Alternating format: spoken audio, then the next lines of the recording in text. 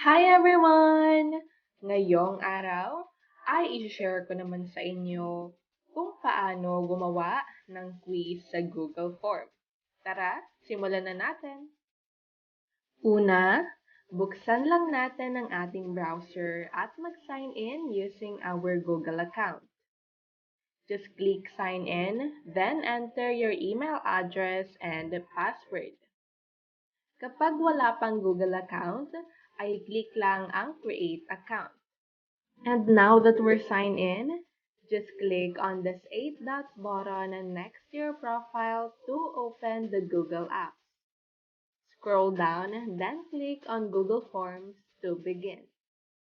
Let's start creating this quiz by clicking the blank template to create our own designs.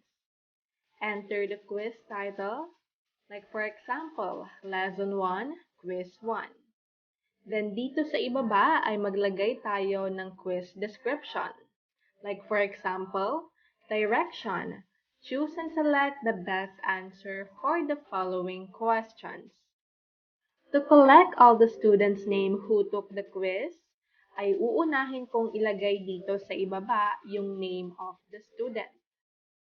Sa drop-down naman ay pipiliin ko ang short answer bago i-click ang required.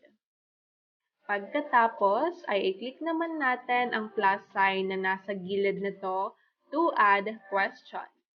Maaari na nating ilagay ang ating first question.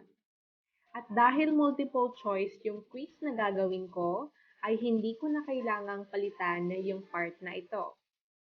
After that, ay ilagay naman natin ang mga pagpipilian.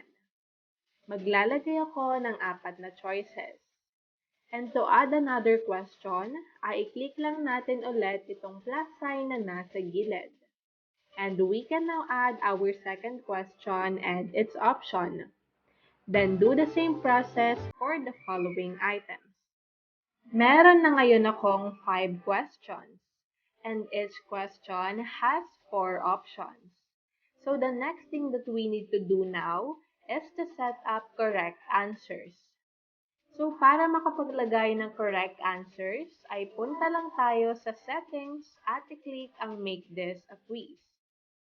Then, review lang natin yung settings ng form natin depende sa preference natin. Like for example, sa release ng grades. Kung gusto nating makita kaagad ng mga students natin yung scores nila after quiz, ay piliin lang natin ang immediately after each submission.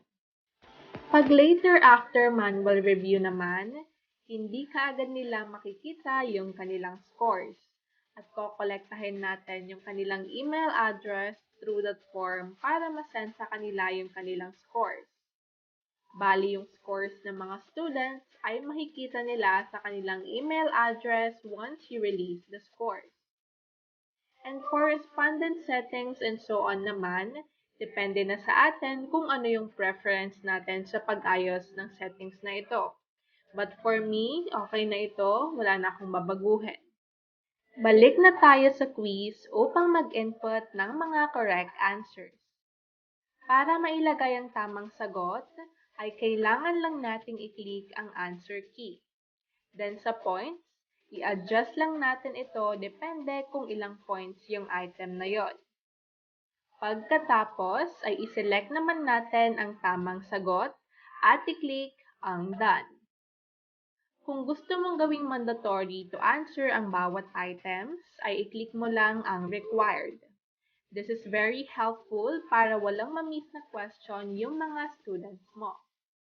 Then do the same process for the following items.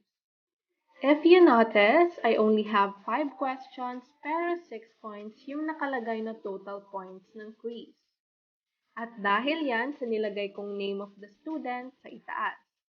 Since kailangan din siyang sagutan ng mga students, ay meron siyang point. At para matanggal ang point na yon, ay i-click lang natin ito at i-click ang answer key at gawing 0 yung point. Then click done to continue. At kung mapapansin nyo, dito sa gilid ng mga questions ay mayroong mga buttons. And each buttons has their own purpose.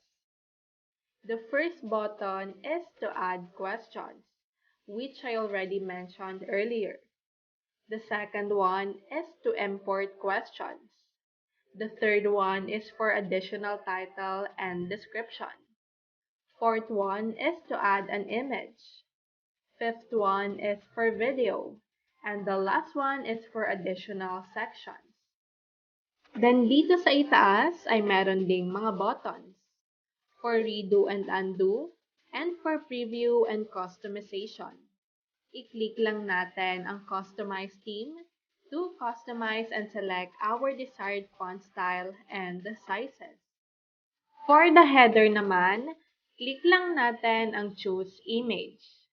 Pwede tayong mag-select ng image in this section. At pwede rin naman tayong mag-upload ng image kung wala tayong makitang image na related sa topic natin. I-click lang natin ang Upload at Browse, then select image from your gallery. Sa color naman, mag-select lang tayo ng color na gusto natin para sa ating form.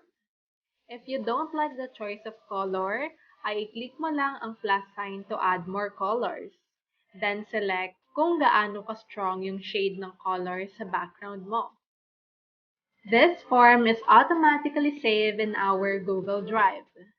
So we can now send or forward this form to our students. If we will send it through email, then we need to enter their emails in this section before clicking send. And if we will send it through link, we can shorten the URL, click copy, then paste it to your group chats with your students.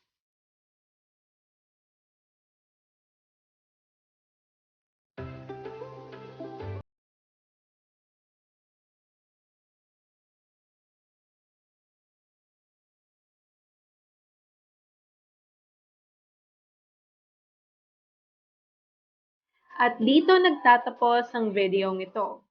Kung natulungan ka ng videong ito sa paggawa ng quiz gamit ng Google Form, ay huwag kalimutang mag-like and subscribe.